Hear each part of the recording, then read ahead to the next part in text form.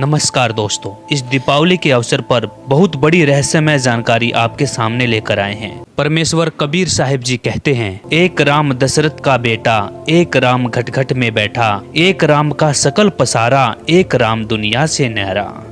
दोस्तों, आखिर कौन है वह सबसे बड़ा राम जिसकी भक्ति करने से हमें मोक्ष प्राप्त हो सकता है? क्या भगवान राम की भक्ति करने से हमें मोक्ष प्राप्त हो सकता है या नहीं? जानिए शास्त्रों के आधार पर। आखिर भगवान राम को किसके श्राप से राज्य छोड़कर वनवास जाना पड़ा तथा सीता जी को युद्ध करके घर लाने के बाद भी घर से निष्कासित करना पड़ा?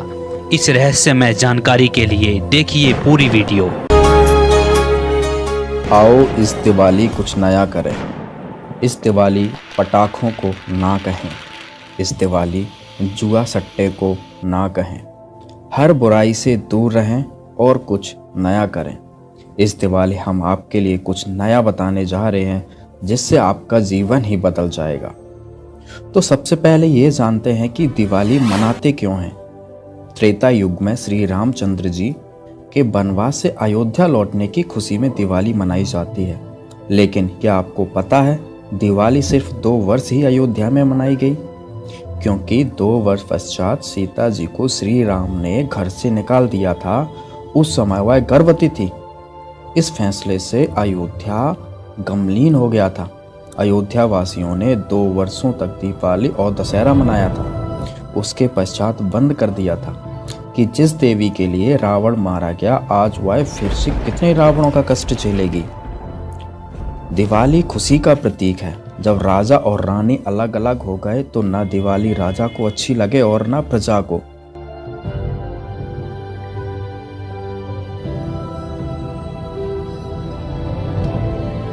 इसलिए दिवाली का पर्व उसी समय बंद हो गया था जो 2 वर्ष मनाया गया था। उसी आधार से भोली जनता यह पर्व मना रही है। अब आप खुद ही विचार कीजिए, क्या दिवाली मनाना सही है? जिसके कारण वर्तमान में प्रदूषण से सभी परेशान, जीव जंतुओं की हत्या, मिठाइयों में मिलावट, दिवाली के दिन ही पटाखों की शोरगुल में लूट और हत्याओं का अंजाम दिया जाता है। इन सभी मुसीबतों से, इन सभी परेशानियों से बचने के लिए हम आपके लिए लाए हैं जीने की राह, जिससे आपका जीवन खुशियों में बदल जाएगा। हर दिन खुशी की दिवाली मनाई जाएगी।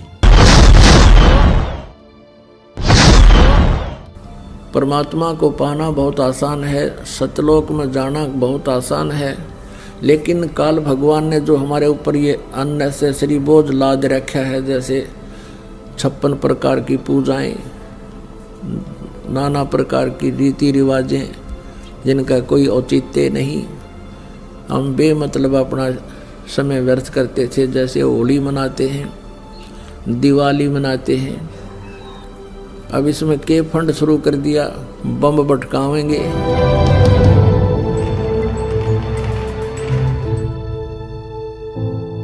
कितना प्रदूषण हो जाता है। किसी की आंख में डाला, आंख फूट गई, किसी के कपड़े जल गए, किसी के खेतों में पूड़ियाँ जल गई, किसी का घर में आग लग गई, और प्रदूषण निरा, और सारी रात बड़ा है बड़ कोई मरीज है, बीमार है, उसने वो परेशानी रहे। ये कोई खुशी का तरीका है?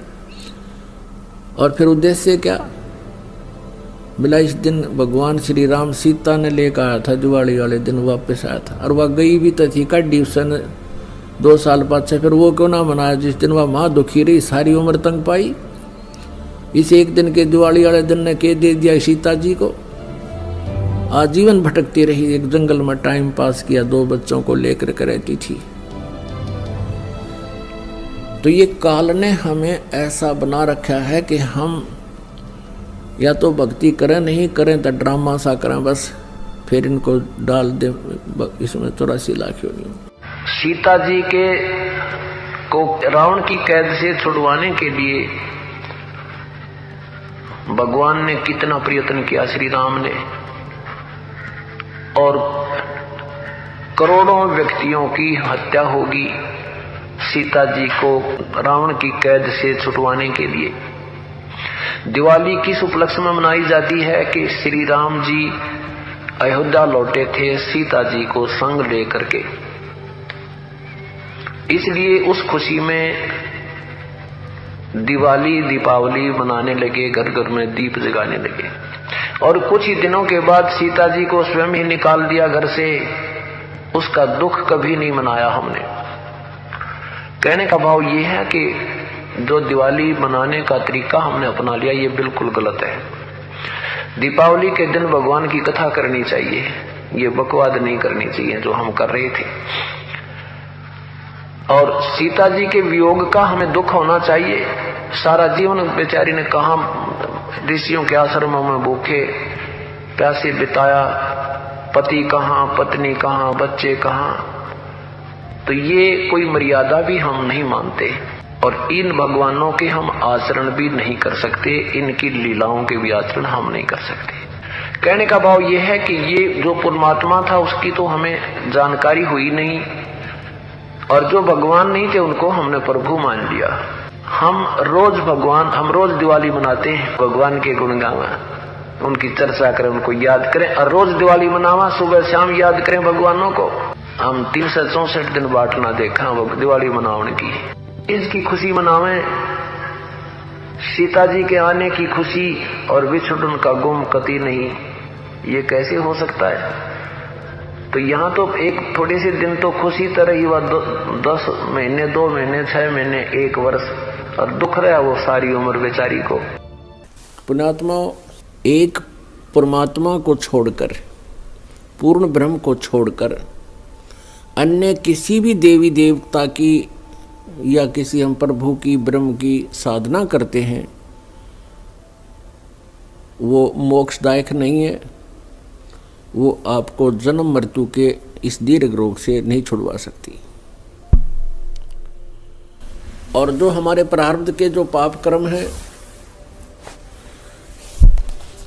उनको भी पूर्ण परमात्मा ही नाश कर सकता है। नहीं तो आप जी के पास इतिहास है हमारे भगवानों का जिनको हम परमात्मा माना करते थे, जैसे श्री विष्णु जी, उनके अवतार श्री रामचंद्र जी, श्री कृष्ण जी। सत्संग में आपको बताया था कि वो भी अपने प्रारब्ध के कर्मों को समाप्त नहीं कर सके, उनको भोग कर ही समाप्त किया। भगवान श्री रामचंद्र जी पर जाता था कि ये सर्वेश्वर हैं, महेश्वर हैं, सर्वशक्तिमान हैं, सब दुखों का निवारण कर देते हैं। यानी विष्णु भगवान कहो, चाहे श्री रामचंद्र जी कहो या श्री कृष्ण जी कहो। तो हम ये सोचा करते थे कि ये भगवान हमारे दुखों का निवारण करते हैं, ये समर्थ शक्ति है। अब हमने राम की परिभाषा समझनी पड़ेगी, प्रभु की परिभाषा समझनी पड़ेगी, और हमने उन राम में से सिलेक्ट करना पड़ेगा कौन से राम की शरण में जाना है। अब जैसे ये श्रद्धालु कहते हैं, कोई प्रश्न करता है आचार्यों से, गुरुओं से, मंडलेश्वरों से कि क्या श्री कृष्ण अर्थात श्री विष्णु जी हमारे पापों का नाश कर सकते हैं? क्या वे जो श्राप दे दिया जाता है एक दूसरे को 3 ताप के अंतर्गत, क्या हमारे उन 3 तापों का वो नाश कर सकते हैं? तो कहते हैं कि हाँ, भगवान श्री कृष्ण अर्थात विष्णु जी हमारे सब पापों का नाश कर देते हैं। और प्रमाण के लिए कहते हैं, गीता जी अध्याय नंबर 18 के श्लोक नंबर 66 को बोलते हैं कि सर्वधर्मान परित्यज माम एकम शरणम व्रज अहम तवा सर्व पापे भव मोक्षामि मा शुच। पहले तो उनको ये पता नहीं कि गीता जी का ज्ञान श्री कृष्ण नहीं, श्री कृष्ण में प्रवेश करके ये ब्रह्म बोल रहा है, सरपुरुष बोलता है। और व्रज का माने आना नहीं होता, जाना होता है। अब गीता ज्ञान दाता सरपुरुष है, ये ब्रह्म है, और ये परम अक्षर ब्रह्म की शरण में जाने को कहता एकम। एकम माने जिसके बराबर दूसरा ना हो, अद्वितीय। उसकी शरण में जा, उसकी शरण में जाने से फिर तू मेरे सतर की जो पूजाएं हैं मुझे छोड़ दे, ये ब्रह्म कहता है। फिर मैं तुझे यहाँ कुत्ते गधे सूअर यानी कष्ट नहीं दूंगा, मैं अपना कर्जा चुका लूंगा। तो यहाँ पुण्यात्मा विचार करने की बात है कि श्री कृष्ण जी और श्री रामचंद्र जी और श्री विष्णु जी अपने श्राप को, अपने पाप को, कर्म दंड को नहीं समाप्त कर सके, नाश नहीं कर सके। उपासकों का कैसे कर देंगे वह? जैसे श्री विष्णु जी को श्राप दिया था नारद जी ने, और ये श्राप दिया था कि नारद जी के मन में विवाह कराने की प्रेरणा होगी, और उस देखा कि राजा की लड़की का स्वयंवर था, और उसमें लड़कियां अपनी मर्जी का पति अपनी इच्छा से सिलेक्ट करती थी, और राजा लोग बैठ जाते थे वहाँ सामने आके। नारद जी ने विवाह कराने की सोची, और फिर सोचा भी मेरा विवाह कौन करेगा, मैंने तो कचकोला कढ़ा रखा है, इतनी मोटी चोटी सिर पे, और शकल भी ठीक को ना। तो उसने सोचा कि भगवान विष्णु से उनका स्वरूप ले लेता हूँ। एकांत में जाकर टेलीफोन किया, याद किया, श्री विष्णु जी प्रकट हो गए। नारद जी ने कहा भगवान मैंने विवाह करवाना है और आप मना मत करियो, आज पहली बार आपसे कोई वस्तु मांग रहा हूँ, मुझे आप हरि रूप चाहिए, मुझे हरि रूप चाहिए, अर्थात आपका सुंदर स्वरूप मुझे दे दे। श्री विष्णु जी ने कह दिया तथास्तु। अब उसका बंदर का मुंह लग गया, बंदर का, हरि माने बंदर भी होता है। अब उसने सोचा नारद जी ने कि आज तेरे सुंदर कोई नहीं सभा में, और जाकर बैठ गया कुर्सी पर जच के। अब वह लड़की आई वरमाला लेके, सामने देखा बालू बैठा। अब वह एक कदम पीछे से होकर आगे चली गई। नारद जी ने सोचा शायद लड़की की दृष्टि नहीं पड़ी मेरे ऊपर है। वहाँ से उठकर एक और खाली चेयर थी, दूसरे लोग वहाँ जा बैठा। जो वहाँ से भी लड़की आगे निकल गई, नारद जी कहने लगे भाई यह अंधी है क्या? और दूसरे तो बोला, साथी ने उसको यो दिखा दिया दर्पण, अगर देख अपनी शक्ल तो देख ले, हमने डर लगे तेरे थे। तब उसने देखा जब दर्पण यानी अपनी शक्ल देखी, उसने बिना गिनती की गाली दे दी विष्णु भगवान को, नारद जी ने। और उसी समय विष्णु जी आ गए और विष्णु जी के गले में वरमाला उस लड़की ने डाल दी। तब नारद जी ने विष्णु जी से कहा कि तू सचमुच धोखेबाज है, जैसे आज मैं एक औरत के वियोग में रो रहा हूँ, एक जीवन तू सारा अपनी पत्नी के वियोग में रोएगा, तुम्हारा कभी मिलन नहीं हो पाएगा। उसी श्रापवश श्री विष्णु जी श्री रामचंद्र रूप में अयोध्या के राजा दशरथ के घर जन्मे। युवा होते ही विवाह हुआ, सीता जी के साथ विवाह होते ही वनवास हुआ। वनवास में तुरंत ही कुछ ही वर्षों के बाद सीता जी का अपहरण हुआ और रावण के साथ युद्ध हुआ। युद्ध के बाद घर ले आए सीता जी को, और एक धोबी के व्यंग से सीता जी को घर से निकाल दिया। आजीवन श्री राम और सीता जी का मिलन नहीं हुआ। पुण्यात्माओं, भले ही श्री रामचंद्र जी अयोध्या का राज करते थे, लेकिन जिस व्यक्ति का परिवार कहीं हो, उसकी पत्नी कहीं, बच्चे कहीं और वो कहीं, वो सपने में भी सुखी नहीं हो सकता।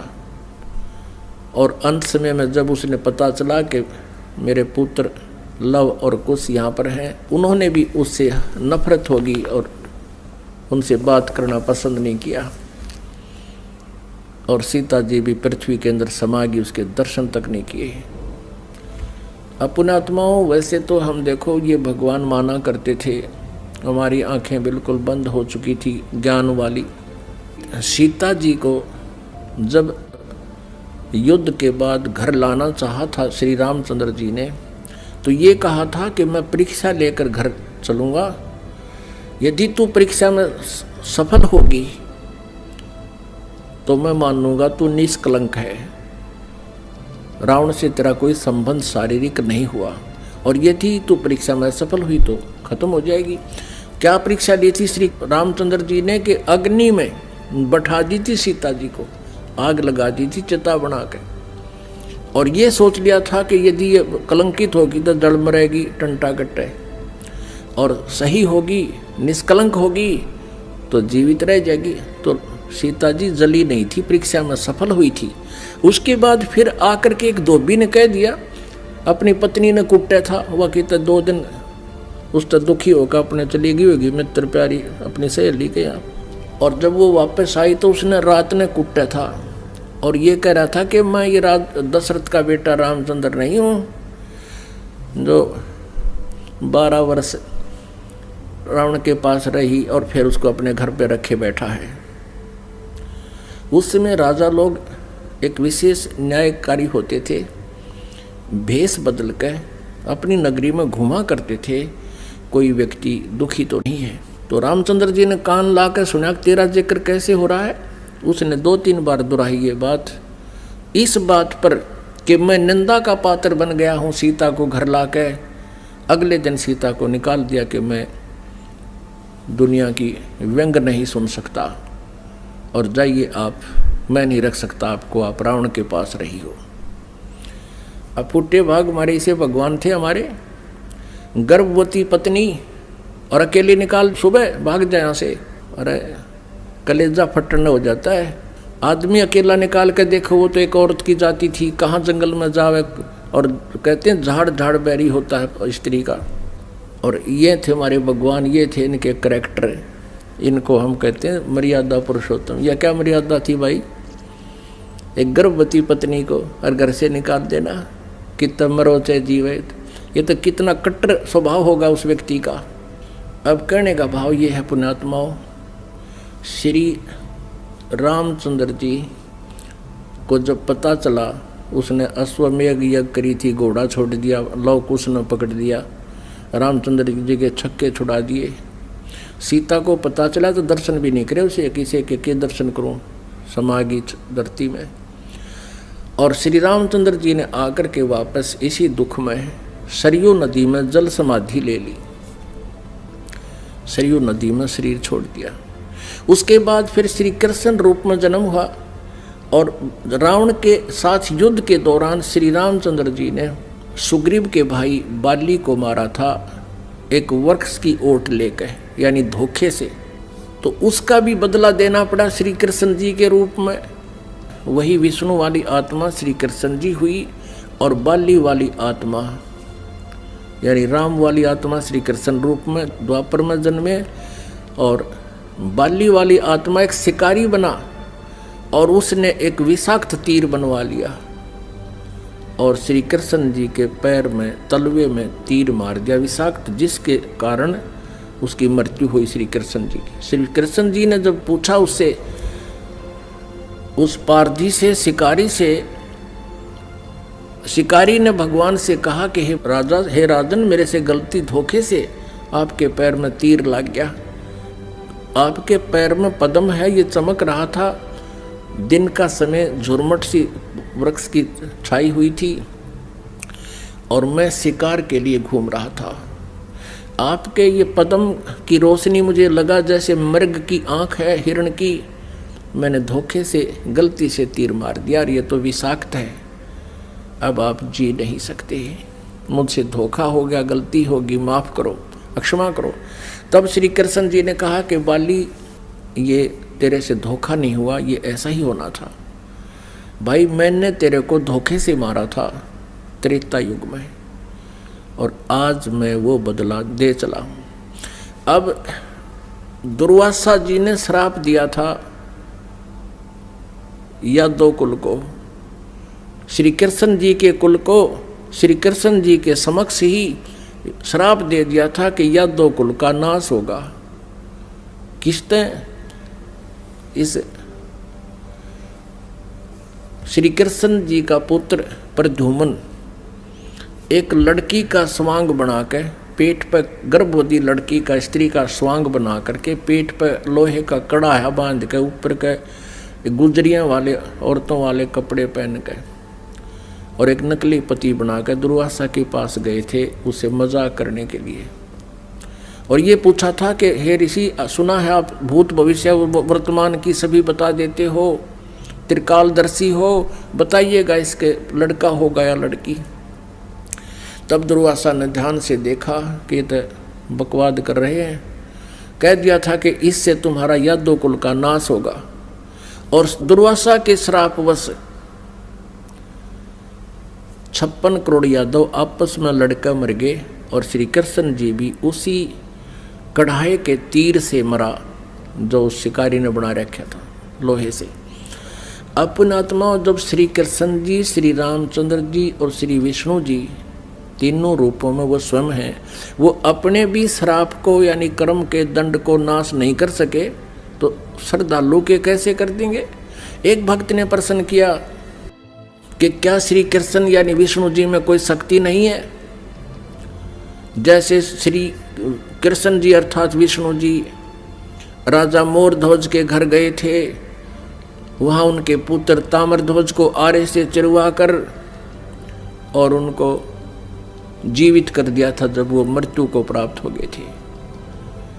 पुण्यात्माओं, कबीर परमेश्वर जी ने फिर ये इसका उत्तर दे रखा है, क्योंकि श्री आदरणीय धर्मदास साहिब जी ने भगवान से ये प्रश्न किया था कबीर जी से कि हे भगवान, हमने सुना है श्री कृष्ण जी ने मोरध्वज राजा के पुत्र को आरे से चरवा कर वो मृत्यु को प्राप्त हो गया था, उसको जीवित कर दिया था, और आप कहते हो कि ये समर्थ नहीं है, ये कोई परिवर्तन नहीं कर सकते। भगवान, यह क्या छोटी बात है? तब परमात्मा कबीर परमेश्वर जी ने कहा था कि धर्मदास, जब महाभारत के युद्ध में और अभिमन्यु की मृत्यु हो गई थी, जो सुभद्रा पुत्र थे, और सुभद्रा श्री कृष्ण जी की सगी बहन थी, श्री कृष्ण जी अभिमन्यु को जीवित नहीं कर सके, वहीं पर वे विद्यमान थे। अब धर्मदास साहब ने पूछा कि हे भगवान, कारण क्या था? तब परमेश्वर कबीर जी ने कहा कि ये भगवान आपकी आयु और श्वास को घटा बढ़ा नहीं सकते। अभिमन्यु की आयु इतनी थी, उसके प्रारब्ध में ये परिवर्तन नहीं कर सकते। सुभद्रा रोए थी, भगवान श्री कृष्ण रोए थे अपनी बहन के दुख में, पांचों पांडव रोए थे और उनका कुल नाश हुआ था। तो वहां थी समर्थता दिखाने का समय, वहां था, उसको जीवित कर देते। और वहां क्यों जीवित कर दिया ताम्रध्वज को? क्योंकि उसकी आयु शेष थी, उसके श्वास शेष थे। इतनी क्षमता इनमें है कि इन टूटे फूटे शरीर को ये ठीक कर सकते हैं, लेकिन श्वास नहीं बढ़ा सकते, कर्म दंड को ये समाप्त नहीं कर सकते। तो परमात्मा ने कहा, तुम कौन राम का जब तेजापम, तात कटे न ये तीनों तापम। तुम किस राम का भजन करते हो जिस कारण से आपकी साधना से, आपके द्वारा बताए गए इस मंत्रों से आपके अनुयायियों को लाभ नहीं हो रहा। आप उन भगवानों की भक्ति कर रहे हो जो आपकी किस्मत में लिखे हुए उन पापों का वो नाश नहीं कर सकते। और वेद बताते हैं परमात्मा घोर पाप भी नाश कर दे। तो इससे सिद्ध है आपको वो परमात्मा मिला नहीं है जिसकी तरफ वेद संकेत करते हैं। इति सिद्ध। वो परमात्मा कौन है? यजुर्वेद अध्याय नंबर 5 के और श्लोक नंबर 32 में कहा है, उसी कसी माने वो पूर्ण शांतिदायक है। गीता अध्याय नंबर 18 के श्लोक नंबर 62 में गीता ज्ञानदाता कहता है कि अर्जुन, तू सर्वभाव से उस परमेश्वर की शरण में जा, उसकी कृपा से तू परम शांति को और सनातन परम धाम को यानी शाश्वत स्थान को, अविनाशी स्थान को, सत्यलोक को प्राप्त होगा, परम शांति को प्राप्त होगा। अब वेद क्या बताते हैं? यजुर्वेद अध्याय नंबर 5 श्लोक नंबर 32 में कहा है, उसी कसी यानी जो पूर्ण शांतिदायक है। कबीरसी, वो कबीर है, वो कबीर परमात्मा है। वेदों में उसको कबीर देव कहते हैं, हम उसको कबीर साहब कहते हैं, और कुरान शरीफ में उसको अल्लाहू अकबर कहा है। वो कबीरसी, बमभारी असी, वो कबीर परमात्मा है जो बमभारी माने बंधनों का, अरी माने शत्रु, जो बंधनों का शत्रु है। अंगारी असी जो पाप नाशक है, पापों का शत्रु। अग माने पाप, अरि माने शत्रु, जो पापों का शत्रु है, जो पाप नाशक है। और बंभारी जो कर्म बंधनों, जो हमारे, क्योंकि हम संस्कार से यहाँ फंसे हैं, हमारे संस्कार यहाँ पर हैं, तभी हम उन संस्कारों से जन्म मृत्यु में लगे हुए हैं। कभी किसी से हमारा संयोग है, किसी के हम पुत्र बन गए, किसी की पुत्री बन गए, किसी के पति बने, किसी की पत्नी बने। तो ये संस्कार हमारे जो हैं, इनके कारण हम बंद में हैं। और ये काल की बंद है, कैद है, बंदी ग्रह है। तो फिर परमात्मा खुद बताते हैं कि बंदी छोड़ हमारा नामम, अदर अमर है अस्थिर ठामम। अमर करूं सतलोक पठाऊं, ताते बंदी छोड़ कहाऊं। अमर करूं, तुम्हें यहाँ सदा के लिए सुखी कर दूंगा, जन्म मृत्यु से रहित कर दूंगा, तुम्हारे सब पापों का नाश करूंगा, सब संस्कार और बंधन यहाँ से समाप्त कर दूंगा, इसलिए मैं बंदी छोड़ कहलाता हूं। अनंत कोट ब्रह्मांड में बंदी छोड़ कहाँ आए, सो तो एक कबीर हैं जो जननी जने नमाए। आदरणीय गरीबदास साहिब जी गांव छुड़ानी जिला झज्जर वाले, हरियाणा वाले को परमात्मा मिले थे। 10 वर्ष की आयु थी तब उनकी। किसान के घर जन्म था, जाट जाति में, खेतों में अपना पशु चरा रहे थे, गव्वें चरा रहे थे। वहां परमात्मा आए सतलोक से, जैसा उनके नियम में है, अच्छी आत्माओं को मिलते हैं, उनको अपने ज्ञान से परिचित कराते हैं, सतलोक ले जाते हैं। तब उनको सचमुच वो एकदम दृश्य सारे सत्य महसूस हुए और परमात्मा ने उनके अंतःकरण में वो यथार्थ ज्ञान योग उनका खोल के और वो फीड कर दिया था, यथार्थ ज्ञान उनके अंदर भर दिया था। परमात्मा के ज्ञान से, परमात्मा के से प्राप्त दिव्य दृष्टि से गरीबदास साहिब जी ने फिर बताया, अनंत कोटि ब्रह्मांड का एक रति नहीं भारे, सतगुरु पुरुष कबीर हैं ये कुल के सिरजनहार। यानी हमारे सदग्रंथ बताते हैं कबीर इज गॉड, आंखों देखा वो महापुरुष बताते हैं Kabir is God. Who Kabir, वो कौन कबीर? अनंत कोट ब्रह्मांड का एक रति नहीं भारे, सतगुरु पुरुष कबीर हैं ये कुल के सिरजनहारे। हम सुल्तानी नानक तारे, दादू को उपदेश दिया, जात जुलाहा भेद न पाया, वो काशी माहे कबीर हुआ। अब स्पष्ट भी कर दिया कि हु कबीर, जो काशी में जाति जुलाहा धानक रूप में रहा करते थे, वो है वो भगवान सिरजनार। गरीबदास साहिब जी कह रहे हैं कि मुझे और इब्राहिम सुल्तान अधम, एक मुसलमान राजा था इराक देश का, उसको और आदरणीय दादू साहिब जी को, आदरणीय नानक साहिब जी को हम सुल्तानी नानक तारे और दादू को उपदेश दिया, जात चुलाहा भेद नहीं पाया, वो काशी माहे कबीर हुआ। अब स्पष्ट कर रहे हैं गरीबदास साहिब जी कि मुझे पार किया, दादू साहिब जी को पार किया, नानक जी को पार किया। अब दादू साहिब जी को परमात्मा ऐसे ही मिले थे जैसे गरीबदास साहिब जी को मिले थे। तो उन्होंने कहा था, जिन मुझको निज नाम दिया सोए सतगुरु हमार, दादू दूसरा कोई नहीं ये कबीर सिरजनहार। दोस्तों, आप भी अपने घरों में रोज खुशियों के दीप जलाना चाहते हैं तो आज ही विजिट करें हमारी वेबसाइट www.jagatgururampalji.org और डाउनलोड करें निःशुल्क पुस्तक जीने की राह। जीने की राह पुस्तक आप फ्री SMS द्वारा भी मंगा सकते हैं। निःशुल्क पुस्तक मंगाने के लिए व्हाट्सएप या SMS करें हमारे निम्नलिखित नंबरों पर।